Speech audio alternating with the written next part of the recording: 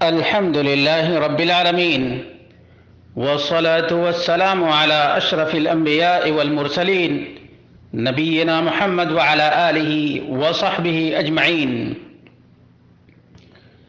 برادران اسلام، دینی اور ملی بھائیوں، دوستوں اور ساتھیوں، رب کائنات نے ارشاد فرمایا: والسابقون الأولون من المهاجرين والأنصار والذين اتبعوهم بإحسان رضي الله عنهم ورضوا عنه۔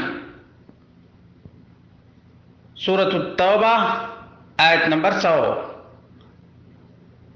مہاجرین اور انصار میں سے پہلے سبقت لے جانے والوں اور ان کی احسان کے ساتھ پیروی کرنے والوں سے اللہ تعالی راضی ہو گیا ہے اور وہ اس سے راضی ہو گئے ہیں۔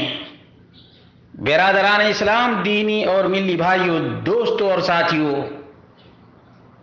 صحابہ کرام جن سے اللہ تبارک و تعالی راضی ہو گیا، صحابہ کرام ان سے بھی راضی ہو جائے گا جو صحابہ کرام کے نقش قدم پر چلیں گے۔ جس طرح سے صحابہ کرام نے محمد رسول اللہ صلی اللہ علیہ وسلم کی ہر قدم پر، ہر موقع پر اتباع اور پیروی کی ہے، اسی طرح سے صحابہ کے نقش قدم پر چلنے والوں سے بھی اللہ تبارک و تعالی راضی ہو جائے گا۔ اسی لیے اللہ رب العالمین نے فرمایا: فَإِنْ آمَنُوا بِمِثْلِ مَا آمَنْتُمْ بِهِ فَقَدِ اهْتَدَوْا وَإِنْ تَوَلَّوْا فَإِنَّمَا هُمْ فِي شِقَاقٍ۔ سورۃ البقرہ آیت نمبر 137۔ صحابہ کرام معیار ہیں، میزان ہیں۔ آج بہت سے لوگ اپنی منمانی تفسیریں کرتے ہیں، تشریحیں کرتے ہیں اور یہ جتانے کی کوشش کرتے ہیں کہ وہ قرآن و سنت کو صحابہ سے زیادہ سمجھنے والے اور ادراک رکھنے والے ہیں۔ نعوذ باللہ من ذالک۔ میرے بھائیوں، دوستوں اور ساتھیوں، یہ بات یاد رکھو، قرآن کریم کا نزول محمد مصطفیٰ صلی اللہ علیہ وسلم پہ ہوا ہے اور آپ صلی اللہ علیہ وسلم نے صحابہ ہی کو قرآن مبین سنایا ہے، صحابہ کرام نے ہی سمجھا ہے، اور جو بات صحابہ کرام کو سمجھ میں نہیں آتی تھی وہ نبی مکرم صلی اللہ علیہ وسلم سے پوچھا کرتے تھے۔ اسی لیے جو آج تفسیر کے دعوے دار ہیں اور تشریح کے میدان مرد بنتے ہیں، انہیں اللہ رب العالمین سے ڈرنا چاہیے۔ صحابہ کرام کو اللہ رب العالمین نے معیار قرار دیا ہے۔ اللہ تعالیٰ کی رضا جس طرح سے مہاجرین و انصار صحابہ کرام کے لیے ہے،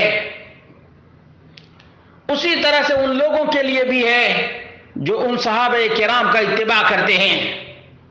صحابہ کرام کا اتباع ان کے فہم اور اجتہاد میں کرنا ہے، جیسا کہ عبداللہ بن عباس رضی اللہ عنہما کا بیان ہے، اور انہوں نے خارجیوں سے مناظرہ کرتے ہوئے اس صحابی کو دلیل بنایا تھا۔ عبداللہ بن عباس رضی اللہ عنہما نے کہا تھا: اتیتکم من عند صحابۃ النبی صلی اللہ علیہ وسلم من المہاجرین والانصار لأبلغکم ما یقولون المخبرون بما یقولون فعلیہم نظر القرآن ولہم اعلم بالوحی منکم۔ میں تمہارے پاس نبی اکرم صلی اللہ علیہ وسلم کے مہاجرین و انصار صحابہ کرام کی طرف سے حاضر ہوا ہوں تاکہ تمہیں ان کی بات پہنچا دوں۔ وہ ایسے لوگ ہیں کہ جو قرآن و حدیث دلائل بیان کرتے ہیں، ان سے باخبر ہیں، ان پر قرآن کریم نازل ہوا اور یہ لوگ وحی الہی کو تم سے بڑھ کر جانتے ہیں۔ المستدرک علی الصحیحین للامام الحاکم، جلد نمبر 1 صفحہ نمبر 150 اور 151، حدیث نمبر 2656، اور کہا ھذا حدیث صحیح علی شرط مسلم ووافقہ الذہبی۔ مسلمانوں، نوجوانوں،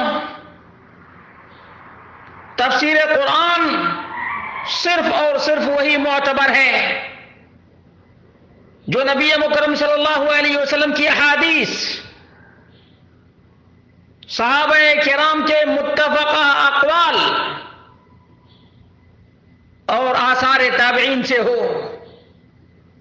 اپنی خواہشات کے مطابق کوئی قرآن کریم کی تفسیر کرے تو وہ تفسیر قابل قبول نہیں ہے۔ اس لیے تفسیر پڑھنے سے پہلے تفسیر کا انتخاب کرنا ضروری ہے، تفسیری منہج کو جاننا ضروری ہے کہ یہ جو تفسیر ہمارے ہاتھ میں ہے یہ صحابہ کرام کے منہج کے مطابق ہے یا نہیں ہے، سلف صالحین کے فہم کے مطابق ہے یا نہیں ہے۔